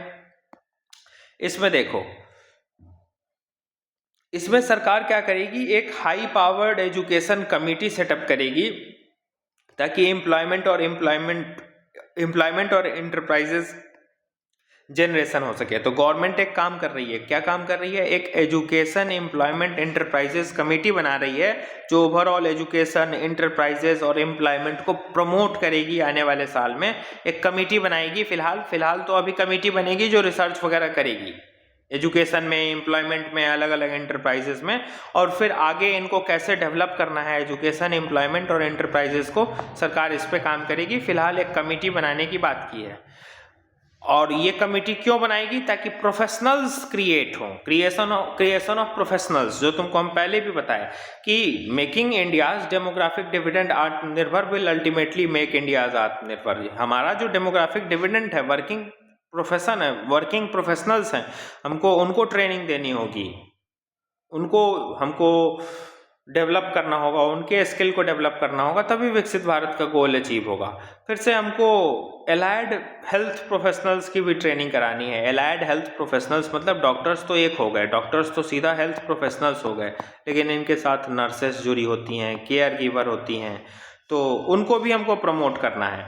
तो allied health care professionals training मतलब 1 लाख हेल्थ केयर ट्रेनर्स को हमको 5 साल में ट्रेनिंग दे देनी है। ठीक, इंस्टीट्यूट्स को अपग्रेड करने हैं, नए वाले इंस्टीट्यूट्स बनाने भी हैं। कैसे? ट्रेनिंग इंस्टीट्यूट्स को जो एलाइड हेल्थ सेक्टर में हमको हेल्प करेंगे। ठीक, और देखो 5 रीजनल मेडिकल लैब हब्स हम बना रहे हैं, जहाँ पे मेडिकल टूरिज्म को प्रमोट किया जाएगा, मेडिकल रिसर्चेस होंगे, जो मेडिकल वाले स्टूडेंट्स हैं उनके बीच कॉपरेशन, इंटरऑपरेबिलिटी इनहेंस होगी, तो ये बनाया जाएगा। फिर से 3 ऑल इंडिया इंस्टीट्यूट्स बनाए जाएंगे आयुर्वेदा के लिए। ठीक, WHO ने इंडिया को सेंटर बनाया है ना अपने आयुर्वेदा के लिए, ग्लोबल आयुर्वेदा रिसर्च के लिए। WHO की यहीं पे वो एस्टेब्लिश्ड है, तो उसी को प्रमोट करने के लिए इंडिया ने आयुर्वेदा के लिए भी 3 नए इंस्टीट्यूट्स को प्रमोट किया है। इस साल 3 नए इंस्टीट्यूट्स बनाए जाएंगे आयुर्वेदा के लिए। ठीक, एनिमल हस्बेंड्री कराए हैं एग्रीकल्चर में, तो एनिमल हस्बेंड्री भी एक इम्पॉर्टेंट टॉपिक है। इसमें हम 20,000 से ज़्यादा वेटनरी डॉक्टर्स को सेटअप कर रहे हैं, जो तुमको हम ऊपर ही बता दिए। आसानी से लोन सब्सिडी वगैरह मिल जाएगी ताकि वेटनरी कॉलेजेस का एस्टेब्लिशमेंट किया जा सके। ये सब है। ऑरेंज इकोनॉमी, ऑरेंज इकोनॉमी ध्यान रखना, ऑरेंज इकोनॉमी अभी तुमको हम करंट अफेयर डिटेल में भी कराएंगे। ठीक, ये इंपॉर्टेंट है, मेंस में सवाल आ सकता है। तो ऑरेंज इकोनॉमी हम क्रिएटिव इकोनॉमी को बोलते हैं। ठीक, ऑरेंज इकोनॉमी एक ऐसी, मत सीधी समझो, ऑरेंज इकोनॉमी का नाम क्रिएटिव इकोनॉमी भी है, क्रिएटिव इकोनॉमी भी है। इसमें सिनेमाज, म्यूजिक, आर्ट, इन सब को हम प्रमोट करते हैं, गेम्स, इन सब को हम प्रमोट करते हैं। ऑरेंज इकोनॉमी डिटेल में आ रहा है करंट अफेयर में, हम ही करवा रहे हैं, चिंता मत करो। अभी बस ये समझो कि क्रिएटिव इकोनॉमी, मूवीज, अभी बस इतना ही समझो कि फिल्म जो बन रहे हैं, म्यूजिक्स जो बन रहे हैं, नॉवेल्स जो लिखे जा रहे हैं, तो ये सब वाला जो सेक्शन है ना, वो ऑरेंज इकोनॉमी के सेक्शन में आता है। ठीक, अभी के लिए बस इतना ही समझो। तो ऑरेंज इकोनॉमी को भी सरकार प्रमोट कर रही है, इसलिए सरकार एक Indian institute of creative technology बनाएगी मुंबई में, जो कि सपोर्ट करेगा किसको? Visual effect, gaming, comics, AVGC content, इन सबको सपोर्ट करेगा। हम 1500 क्रिएटर्स लैब बना रहे हैं, कंटेंट क्रिएटर्स लैब बना रहे हैं, 1500 लैब बना रहे हैं सेकेंडरी स्कूल्स में, और 500 लैब्स बना रहे हैं अलग अलग कॉलेजेस में, ताकि ऑरेंज इकोनॉमी को प्रमोट कर सके। ऑरेंज इकोनॉमी बार बार हम बोल रहे हैं, अभी डिटेल में करेंगे, परेशान मत होना, तुरंत करेंगे। बजट के बाद वाला जो करंट अफेयर का वीडियो डालेंगे, इसमें डिटेल में ऑरेंज इकोनॉमी करेंगे। अभी बस ये ध्यान रखो कि ऑरेंज इकोनॉमी जो फिल्म बन रही है, गाने बन रहे हैं, वो सब इसी सेक्टर से रिलेटेड हैं। सरकार ऑरेंज इकोनॉमी को प्रमोट करने के लिए Indian institute of creative technology एक इंस्टीट्यूट खोलेगी मुंबई में, और 1500 सेकेंडरी स्कूल्स में लैब्स खोले जाएंगे, और 500 कॉलेजेस में लैब्स खोले जाएंगे, कंटेंट क्रिएटर लैब्स, जहाँ पे गेमिंग, कॉमिक्स, मूवीज, इन सबको प्रमोट किया जाएगा। ठीक, वेब समिट भी इंडिया होस्ट करता है, ये पहले का वेब समिट है, और वेब समिट इसीलिए होस्ट करता है ताकि ऑरेंज इकोनॉमी, क्रिएटिव इकोनॉमी को प्रमोट किया जाए। और इंडिया, एक और फैक्ट ध्यान रखना कि इंडिया इंडिया होस्ट करने जा रहा है पहली बार global big cat summit. Last year के बजट में भी global big cat alliance news में था। ग्लोबल बिग कैट अलायंस हम मल्टीपल टाइम करंट अफेयर में पढ़े हैं, अभी वापस से आएगा। तो बोला ये जा रहा है कि ग्लोबल बिग कैट अलायंस की जो पहली समिट होगी वो इंडिया होस्ट करेगा। ठीक, और 5 यूनिवर्सिटी टाउनशिप भी बनाए जाएंगे जो इस ऑरेंज इकोनॉमी को प्रमोट करेगा। ये तो एक इंटरेस्टिंग अलग से फैक्ट था, ये ऑरेंज इकोनॉमी की ये फैक्ट थे। ठीक, 5 यूनिवर्सिटी टाउनशिप बताई दिए कि खोलने हैं। फिर अब टूरिज्म पे आ जाओ। टूरिज्म पे आंसर राइटिंग किए हो? टूरिज्म इकोनॉमिक सर्वे में कराए हैं। अब यहाँ देखो बजट में भी टूरिज्म के बारे में क्या क्या बात बोला गया है कि national council for hotel management and catering technology, इनको अपग्रेड किया जाएगा और बना दिया जाएगा नेशनल इंस्टीट्यूट ऑफ विटैलिटी ये बना दिया जाएगा, जिसमें कि हम 10,000 जो गाइड्स हैं, जो टूरिस्ट गाइड्स हैं, उनको स्किलिंग प्रोवाइड करेंगे, उनकी स्किल्स को इन्हेंस करेंगे, उनकी 12 हफ्ते की ट्रेनिंग कोर्सेस हम डिज़ाइन करेंगे। National destination digital knowledge grid बनाएंगे, मतलब जो कि डेस्टिनेशन नॉलेज है उसके बीच एक कनेक्टिविटी बनाएंगे ताकि टूरिज्म को हम प्रमोट कर सके। फिर से turtle trait, bird watching trait, इन सब साइट्स को डेवलप करेंगे ताकि साइट सीइंग के लिए लोग आ सके। हेरिटेज और कल्चरल टूरिज्म को प्रमोट करने के लिए हमने 15 आर्कियोलॉजिकल साइट्स को आइडेंटिफाई किया है ताकि हम टूरिज्म को, अपने एंशियंट कल्चरल साइट्स को हम प्रमोट कर सके। ठीक, ये हो गया हमारा दूसरा कर्तव्य। अब तीसरा कर्तव्य देखो, तीसरा कर्तव्य एक इंक्लूसिव ग्रोथ की बात करता है।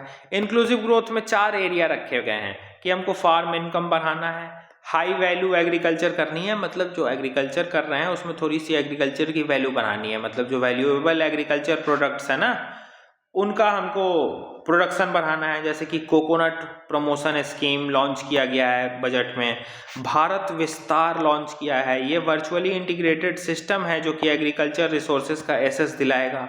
ये अलग अलग एआई टूल के बेसिस पे ये बेस्ड है, मतलब ये मल्टीलिंगुअल एआई टूल है। एक भारत विस्तार है क्या, तो ये एक एआई टूल है और मल्टीलिंगुअल है, मतलब अलग अलग भाषा में ये काम करेगा और एग्रीकल्चर रिसोर्सेज का जो एसेस है वो उसका सिस्टम, उसका जानकारी हमको देगा। ये बिल्कुल वर्चुअल इंटीग्रेटेड सिस्टम है जो कि एग्रीकल्चर रिसोर्सेज का हमको एसेस देगा, भारत विस्तार, और ये एक मल्टीलिंगुअल एआई टूल है।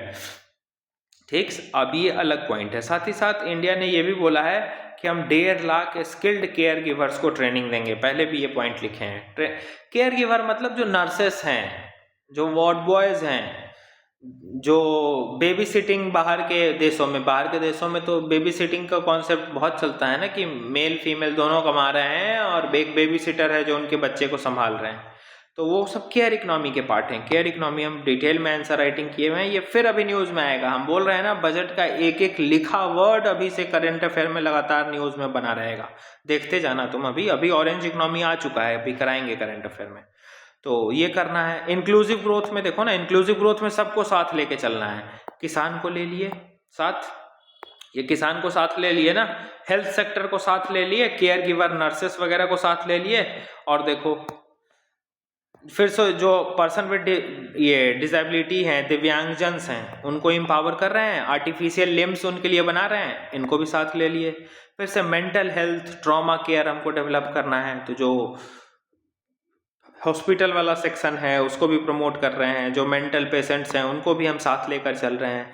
निमास 2 सेटअप किया जाएगा। निमास 2 होता क्या है ये ध्यान से समझो। जून जुलाई के करंट अफेयर में तुमको हम निमास कराए थे, तो ये निमास कुछ नहीं, ये माउंटेनिंग कोर्स है। हिमालय माउंटेन पे लोग जाते हैं ट्रैकिंग करने, चढ़ाई करने, तो जो माउंटेनर बनना चाहते हैं ना उनके लिए ये कोर्स है निमास। निमास पहले से चलता है, अब ये निमास 2 है। उत्तराखंड रीजन में ये निमास वगैरह चलता है, तो ये नॉर्थ इंडिया में गवर्नमेंट निमास 2 सेटअप करेगी। निमास क्या है? माउंटेनिंग कोर्स है, पहाड़ चढ़ने का एक कोर्स है बस।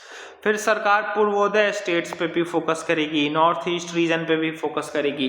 पूर्वोदय स्टेट वही बिहार, वेस्ट बंगाल, उड़ीसा, ये वाला रीजन हो गया, और नॉर्थ ईस्ट स्टेट्स वही चिकन नेक कॉरिडोर, ये वाला, ये चिकन नेक कॉरिडोर वाला।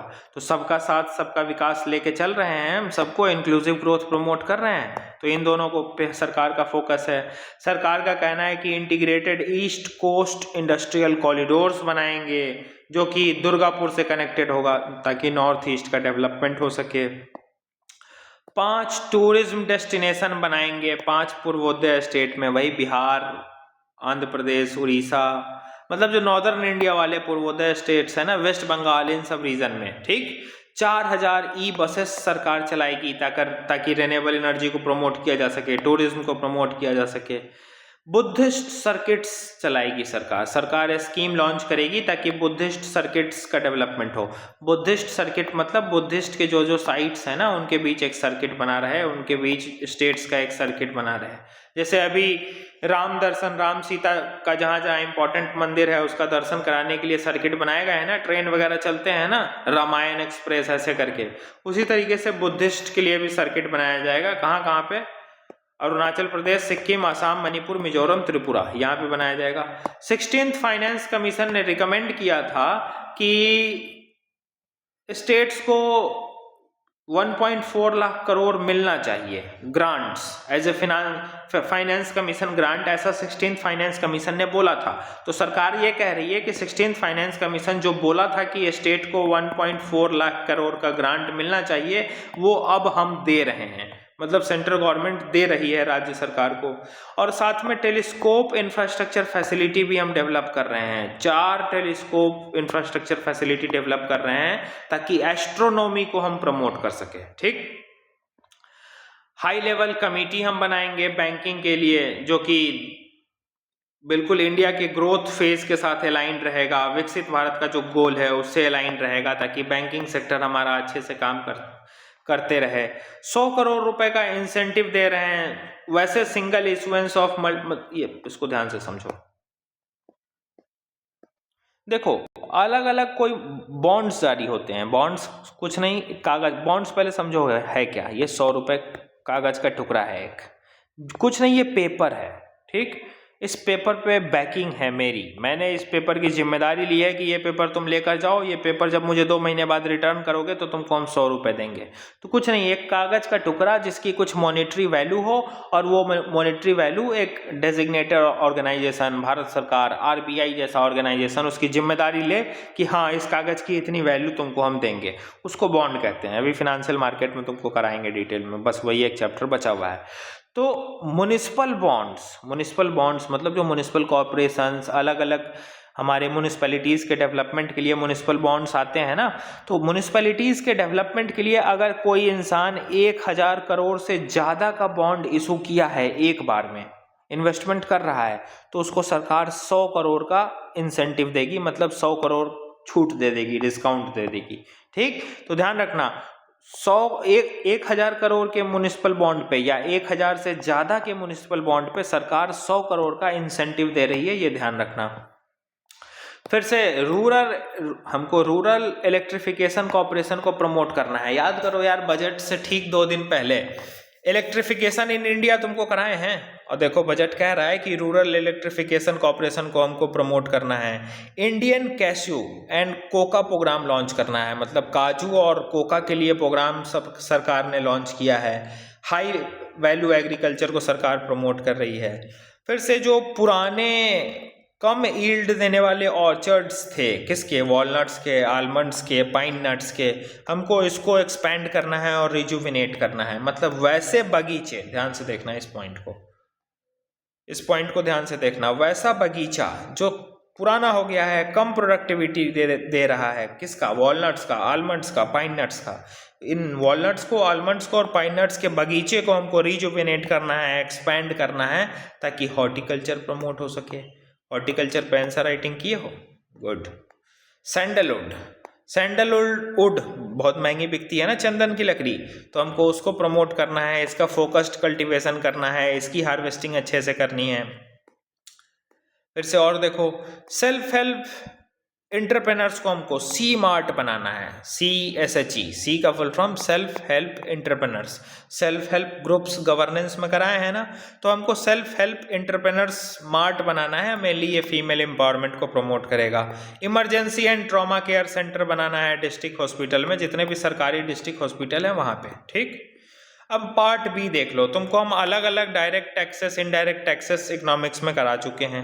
अभी बजट में तुमको हम अलग अलग बताए हैं कि सरकार ने इंपोर्ट ड्यूटी कौन कौन प्रोडक्ट्स पर से हटाया है, कौन कौन पर से हटाया है, माइक्रो ओवन पर से हटाया है, इलेक्ट्रॉनिक गुड्स के मैन्युफैक्चरिंग वाले पर से हटाया है, बैटरीज वाले मैन्युफैक्चरिंग वाले रॉ मटेरियल पर से हटा दिया है इंपोर्ट ड्यूटी, और किसी एक चीज़ पर हटाया है, न्यूक्लियर एनर्जी पे हटाया है ना। तो टैक्स का मेजर पोर्शन वहाँ पे डिस्कस किया गया है। पार्ट बी में डायरेक्ट टैक्सेस होते हैं, जो कि हमारे लिए इंपॉर्टेंट नहीं है। बस एक ध्यान रखना, एक फैक्ट, कि tax on futures and tax on options बढ़ गए हैं। तुमको 2 ही वर्ड ध्यान रखने हैं, कुछ नहीं देखना है इसमें, कुछ भी नहीं। फ्यूचर्स एंड ऑप्शंस, ये 2 स्टॉक मार्केट के टूल होते हैं जिसमें कि इन्वेस्टमेंट किया जाता है, डेरिवेटिव्स होते हैं। तुमको हम बोले ना, एक ही फिनेंशियल मार्केट इकोनॉमिक्स का टेक्निकल चैप्टर बचा हुआ है, वो हम अभी करा देंगे। तो बस तुमको 2 वर्ड ध्यान रखने हैं, ऑप्शन एक फ्यूचर्स ऑप्शन 2 ऑप्शंस, ठीक। ये 2 स्टॉक मार्केट से रिलेटेड इन्वेस्टमेंट के रिगार्डिंग टूल हैं। इन 2 पे सरकार ने टैक्स को बढ़ाया है। बस ये 2 बात इसमें ध्यान रख लो, और इससे ज़्यादा इसमें जानकारी की चीज़ नहीं है। बाकी टैक्स से रिगार्डिंग इस बार कोई मेजर रिफॉर्म हुआ नहीं है। जीएसटी हुआ था, पहले ही देख चुके हैं। लास्ट ईयर के बजट में इनकम टैक्स का स्लैब चेंज हुआ था तो हम कराए थे। अब टैक्स इसमें करने की ज़रूरत नहीं है। तुमको हम बस जो 2 वर्ड बोले हैं नाम ध्यान रखना, क्योंकि rarest of the rare case में वो प्रीलिम्स में एक स्टेटमेंट पूछ सकता है कि government has raised taxes on futures and options. ये सही है कि गलत है? तो सही है, फ्यूचर्स पे और ऑप्शंस पे टैक्स बढ़े हैं। फ्यूचर्स और ऑप्शंस होते क्या हैं? तो स्टॉक मार्केट से रिलेटेड हैं। क्या होते हैं हम करा देंगे, ठीक। अभी एक ही चैप्टर है इकोनॉमिक्स का, फिनेंशियल मार्केट, वो कराएंगे तो तुमको ये दोनों फ्यूचर्स और ऑप्शंस करा देंगे, ठीक। बस ये ध्यान रखना है, फ्यूचर्स और ऑप्शंस पे टैक्स बढ़ गई है, सरकार ने बढ़ा दिया है। बाकी सरकार के रिगार्डिंग जो भी टैक्स था वो तुमको हम इसमें डिस्कस कर दिए हैं। सरकार कहाँ इंपोर्ट ड्यूटी कम कर रही है वो सब तुमको करा दिए हैं। अब इस बजट को देखो यार, कराने को तो हम भी PDF वो सरकार देती है, 23-24 पन्ने की PDF थी, वो डाल के हम भी तुमको करा सकते थे, लेकिन इसको टाइम लेकर इतना मेहनत करके इस तरीके से डिज़ाइन करने का पर्पस ये है ना कि तुमको दिखे कि तुम जो पढ़ते हो उसका सोर्स कहाँ से तुमको मिल सकता है। तुम्हारे लिए ब्लूप्रिंट का काम करेगा। मतलब हम ज़्यादा बोलेंगे नहीं, 2026 के मेंस के लिए तुम्हारा ये जो बजट है ना और इकोनॉमिक सर्वे है ना, ये एक तरीके का ब्लूप्रिंट है।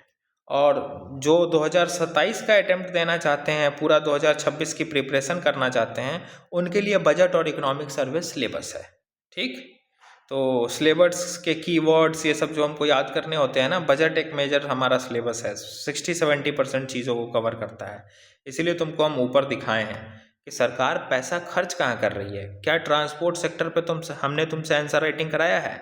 डिफेंस पे कराया है? रूरल डेवलपमेंट पे कराया है? एग्रीकल्चर एंड एलाइड सेक्टर पे कराया है? एजुकेशन पे कराया है? इनर्जी पे कराया है? हेल्थ पे कराया है? Urban development, information technology, telecom, communication and industry, scientific development, social welfare. बताओ किस पे तुमको हम आंसर राइटिंग नहीं कराए हैं? और एक आंसर छोड़ो, अलग अलग डायमेंशंस कराए हैं, ठीक। तो देखना एक बार और इसका यूज करना, ठीक है। 3 कर्तव्य, क्या क्या करना होगा 3 कर्तव्य को पूरा करने के लिए। इंडिया क्यों इतनी अच्छी ग्रोथ किया है? इंडिया क्यों 7% के GDP ग्रोथ से ग्रो करेगा 2026-27 में? रीजंस है ये, ठीक। और इंडिया के ग्रोथ के पिलर्स क्या क्या होंगे, आंसर राइटिंग में यूज करेंगे। फर्स्ट कर्तव्य को पूरा कराने के लिए सरकार क्या क्या इनिशिएटिव ले रही है, ये सब तो प्रीलिम्स में भी पूछ सकता है। ये सब प्रीलिम्स में भी पूछ सकता है। इसमें एक भी वर्ड्स मेरे नहीं हैं, बस मैंने प्रेजेंटेशन का तरीका बदल दिया है। इसमें हर एक वर्ड टू वर्ड सरकार का लेखा जोखा है। मैंने इसमें कुछ भी नहीं लिखा है, बस प्रेजेंटेशन का तरीका बदल दिया है। ये सब ध्यान रखना, प्रीलिम्स में पूछ सकते हैं। अब जितना कंसाइज्ड किया जा सकता है कर दिए हैं। कोई हम तुमको इसमें फैक्ट नहीं दिए हैं, रटने वाला फैक्ट। बस तरीके से ध्यान से करोगे ना तो ये याद हो जाएगा। और याद करने का सबसे बढ़िया तरीका है कि इस बजट को, इकोनॉमिक सर्वे को 10 दिन 15 दिन देखकर आंखों के सामने रखो, आंसर राइटिंग में इसका यूज़ करते रहो। अब हो गया ना बजट इकोनॉमिक सर्वे। अब आज से तुम लोग क्वेश्चन लिखना शुरू करो। अभी तुमको हम करंट अफेयर भी करा रहे हैं और आंसर राइटिंग तुम लोग का आज से शुरू। चलो, कुछ चीज़ें हम खुद ही धीरे करते हैं। पूरी दुनिया बजट जिस दिन आई उसी की आधे घंटे के अंदर असेसमेंट देने को बैठी थी। अरे बजट ऐसा चीज़ है, पहले खुद तो समझ जाओ कि है क्या उसके अंदर, उसकी गहराई क्या है, उसके बाद बच्चों को समझाना। अरे बजट का मतलब ये थोड़ी कि हम आज तक और ABP न्यूज़ की तरह आकर बजट पढ़ दे, सरकार कहाँ खर्चा कर रही है, क्या कर रही है, वो तुमको बता दे। नहीं, तो बजट हम क्यों कर रहे हैं? हमको UPSC का परीक्षा देना है, निकालना है, इसलिए हम बजट कर रहे हैं। तो हम उस बजट को मॉडिफाई करेंगे UPSC की नीड के अकॉर्डिंग, तभी तो तुमको कराएंगे। और वो करने में समय लगता है। बाकी बजट तो आ ही गया था 1 फरवरी को। सरकार का PDF हम भी पढ़ देते तो जल्दी हो जाता। तो कुछ चीज़ें धीरे करनी चाहिए, ठीक। कहीं कहीं पे स्लो हो जाना इनएक्टिविटी नहीं, वो स्मार्टनेस होती है।